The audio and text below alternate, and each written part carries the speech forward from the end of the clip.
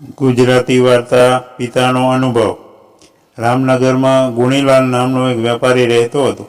તેણે દુકાનમાં ખૂબ વેપાર કર્યો, ખૂબ ધન કમાઈ લીધું। તેને 4 દીકરા હતા, ધીરસિંહ, રામસિંહ, વિજયસિંહ અને ચોથો વિનયસિંહ। ગુણીલાલના આ 4 દીકરાને પિતાના વેપારમાં કોઈ રસ નહોતો।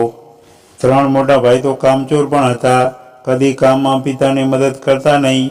સૌથી નાનો પુત્ર વિનયસિંહ બહુ નેક, ભોળો અને આજ્ઞાકારી હોવાને કારણે પિતાની સાથે જ રહેતો હતો, પરંતુ વેપારના દાવપેચ જાણતો નહોતો। ગુણીલાલ હવે કરડો થઈ ગયો હતો, તેથી વેપાર ધંધો પુત્ર પર છોડીને તે પૂજાપાઠમાં લાગી ગયો। વિજયસિંહ તો પિતાની સેવા કરવામાં અને હરવા ફરવામાં જ રહેતો હતો।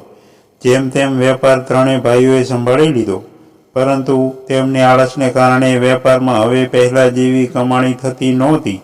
નુકસાન થતું તો તે એકબીજાનો વાંક કાઢતા। ઘરમાં તેમની પત્નીઓ પણ અંદરોઅંદર ઝઘડતી રહેતી। ગુણીલાલ જાણી બુજીને આ બધી વાતોથી દૂર જ રહેતો હતો। ધીમે ધીમે તે બીમાર રહેવા લાગ્યો હતો। તેના 3 મોટા દીકરા તેનું જરા પણ ધ્યાન રાખતા નહોતા। વિજયસિંહ જ પિતાની સેવા કરતો હતો। એકવાર ગુણીલાલ ખૂબ જ બીમાર થઈ ગયો। વિજયસિંહ પિતાના માટે બાજુના શહેરમાંથી દવા લેવા ગયો। તેની પાછળ 3 ભાઈઓએ નિર્ણય કર્યો, હવે આપણે જુદા પડી જઈએ અને પોતપોતાના ભાગનો વેપાર સંભાળીશું, અને તેમણે પંચોને બોલાવ્યા। ખોટે ખોટી પિતાની સંમતિની વાત કહીને બધી મિલકત 3 ભાગમાં વહેંચવાનું કહ્યું। ત્યારે પંચના માણસો આશ્ચર્ય પામીને બોલ્યા, તમે તો 4 ભાઈઓ છો, પછી 3 ભાગ શા માટે? વિનયસિંહને વેપારમાં કોઈ જ લેવા દેવા નથી, મોટો ભાઈ ધીરસિંહ બોલ્યો। આ આખા ઘરમાં તેને બસ પિતાજીથી જ રસ છે, તે માટે તેના હિસ્સામાં પિતાજી જ લખી નાખે। ગુણીલાલ ચૂપચાપ આ બધું સાંભળી રહ્યો હતો। આ 3 હવે મારાથી પીછો છોડાવવા માગે છે અને વિનયના ભોળપણનો ફાયદો ઉઠાવી રહ્યા છે। પંચ નવાઈમાં ડૂબી ગયું। ભાગલાના સમયે પિતાને પણ મિલકતની સાથે વહેંચવા માટે મૂકવો, આવું કદી તેમણે જોયું નહોતું, પરંતુ ગુણીલાલે તેમને ઈશારો કરી દીધો હતો, તેથી તે ચૂપ રહ્યા। જ્યારે વિનયસિંહ દવા લઈને પાછો આવ્યો તો ધીરસિંહ બોલ્યો, વિનય, બધી મિલકતનો અમે ભાગ પાડી દીધો છે। તારા ભાગમાં પિતાજી આવ્યા છે।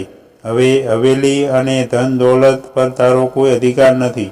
તું પિતાજીને લઈને ચીકુના બગીચાવાળા ઘરમાં ચાલ્યો જા, તારો હિસ્સો તે જ છે। મોટા ભાઈ, આપે આ ઠીક કર્યું જે મારા ભાગમાં પિતાજીને આપી દીધા, મારા માટે તો તે જ મૂલ્યવાન છે। વિનયસિંહ તેના પિતા ગુણીલાલની સાથે બગીચાવાળા ઘરમાં રહેવા ચાલ્યો ગયો। આ 2 ઓરડીનું ઘર ગુણીલાલે તેના નોકરોના માટે બનાવ્યું હતું। વિનયસિંહ હવે બગીચામાંથી ચીકુ તોડીને તેને શહેરમાં વેચવા જતો। જે પૈસા મળતા તેમાં પોતાનું અને પિતાનું પેટ ભરતો। એક દિવસ ગુણીલાલે પોતાના ગળામાંથી સોનાનો દોરો ઉતારીને વિનયસિંહને આપી દીધો અને કહ્યું, બેટા, આને વેચી આવ। શા માટે પિતાજી? મારી ઈચ્છા પ્રમાણે કર, પિતાએ કહ્યું। વિનયસિંહે સોનાનો હાર વેચીને તેના પૈસા પિતાજીને આપી દીધા। ગુણીલાલ બોલ્યો, બેટા, આ પૈસામાંથી જેટલા ચણા ખરીદી શકાય તેટલા ખરીદીને કોટડીમાં ભરી દે। વિનયસિંહ પૈસા લઈને બજારમાં ગયો અને ચણાની ગુણો ખરીદવા લાગ્યો। તે સમયે ચણાનો ભાવ મંદો રહ્યો હતો। 3 મોટા ભાઈ પણ મંડીમાં જ હતા। વિનયસિંહને ચણા ખરીદતો જોઈને તે તેની મસ્કરી કરવા લાગ્યા। 3 ભાઈ મંડીમાં ચોખા ખરીદી રહ્યા હતા, કેમ કે ચોખાના ભાવ વધી રહ્યા હતા। ગુણીલાલે વેપારમાં ફરી રસ લેવા માંડ્યો। તેને ખબર હતી કે નજીકના ભવિષ્યમાં ચણા તેજ અને ચોખા મંદ થવાના છે, અને થયું પણ એમ જ। ચણાના ભાવ એકાએક ખૂબ વધી ગયા। પાક સારો થવાથી મંડીમાં ચોખાની નવી ફસલ આવી ગઈ, જેનાથી ચોખાના ભાવ ગગડીને નીચે આવી ગયા। ગુણીલાલે વિનયસિંહને ચણા વેચવાનું કહ્યું। આ સોદામાં વિનયસિંહને 3 ગણો ફાયદો થયો। ત્યાં 3 ભાઈઓની ચોખામાં રોકેલી ભારે રકમ નુકસાનમાં આવી ગઈ હતી। ગુણીલાલ વિનયસિંહને જ્યાં પૈસા રોકવાનું કહેતો ત્યાં જ મૂડી રોકાણ કરતો, તેનાથી તે ખૂબ જ નફો કમાતો। બજારમાં ગુણીલાલની શાખ હતી, તેથી વિનયસિંહનો વેપાર વધતો ગયો। તેના પિતાની વેપારીની સૂઝબૂછ તેને રસ્તો બતાવી રહી હતી। 3 ભાઈ નકામા અને આળસુ તો હતા જ, તેમનામાં વેપારી બુદ્ધિની જ ખોટ હતી। તે જ્યાં પૈસા રોકતા ત્યાં જ નુકસાન ખાતા હતા। 2-3 વર્ષોમાં તે બધો વેપાર ચોપટ કરીને બેસી ગયા। આ બાજુ વિનયસિંહની સાથે પિતાનો અનુભવ તથા આશીર્વાદ હતા. તે સાથે તેની ઈમાનદારીના કારણે તે સૌનો માનીતો થઈ ગયો હતો.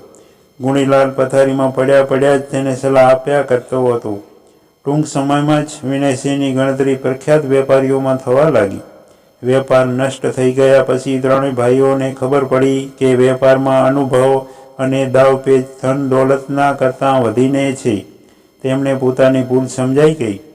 જે પિતાને તેમને નકામો અને ઘરડો સમજીને ઘરમાંથી કાઢી મૂક્યો હતો, તેની જ બુદ્ધિથી વિનયસિંહે અઢળક ધનની કમાણી કરી હતી. હવે તેમને પિતાના અનુભવનું મૂલ્ય સમજાયું તો તે ગુણીલાલને લેવા માટે આવ્યા. ત્યારે ગુણીલાલે કહ્યું, કહો, મારી યાદ કેમ આવી ગઈ? હું તો તે જ છું, નકામો ઘરડો. પછી હવે મને શા માટે લેવા આવ્યા છો?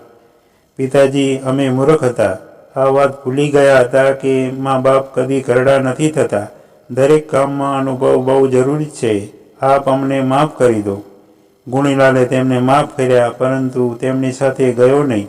ત્રણેય ભાઈ હાથ મસળતા એક જ વાત વિચારતા રહી ગયા હતા કે પિતાજીનો ભાગ પાડીને તેમણે ભારે નુકસાનનો વેપાર કર્યો હતો. પરંતુ હવે ભલા શું થઈ શકે તેમ હતું.